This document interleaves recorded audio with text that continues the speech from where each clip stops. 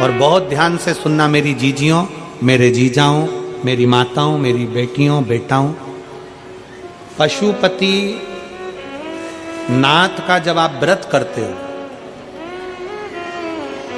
थोड़ा सावधानी पूर्वक सुनिएगा। पशुपति नाथ का जब आप व्रत करते हो, किसी कामना के लिए 5 सोमवार का व्रत होता है, पूजा की थाली सुबह लेकर जाते हो, अभिषेक का सामान लेकर जाते हो, शंकर जी के मंदिर में अभिषेक पूजन करते हो। शाम के समय वही थाली वापस जाती है, उसमें 6 दिए जाते हैं। कितने दिए? 6। प्रसाद जाता है, हिस्से होकर नहीं, एक साथ जाता है।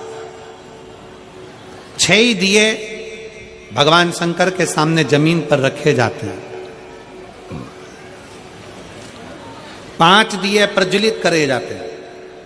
प्रसाद के 3 हिस्से करे जाते हैं, तीनों हिस्से सामने रख दिए जाते हैं। बाबा की पूजन अर्चना होती है। उसमें से जो बिना जला हुआ दिया है, वो दिया वापस थाली में रखा जाता है।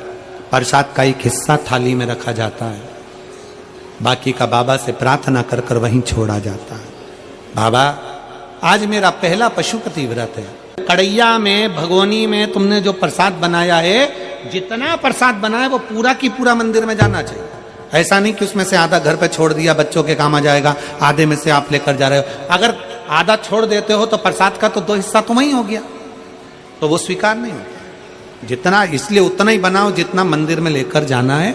कटोरी 2 कटोरी जितना आपको ले जाना उतना बनाओ। ज्यादा बन भी गया है तो पूरा लेकर जाओ, घर छोड़ना नहीं प्रसाद को।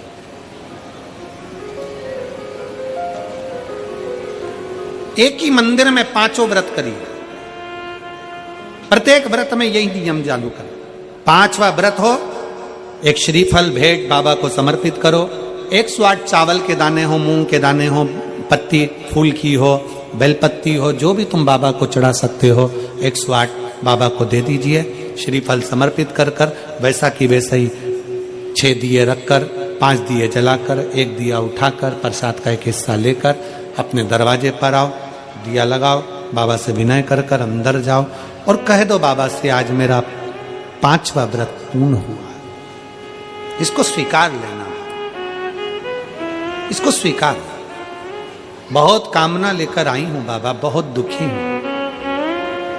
मेरे महाकाल राजा, अपना दिल का भाव किससे कहूं? ए मेरे ओघड़नाथ, अपने मन की बात में किससे कहूं?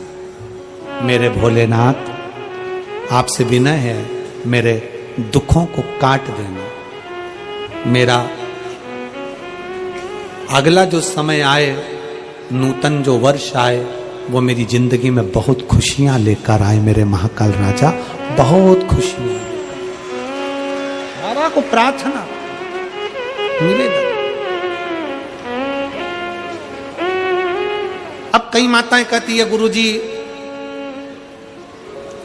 हमारी पूजन की थाली में ये कमी रह गई थी, वो पड़ोसन की थाली में ये सब कुछ था।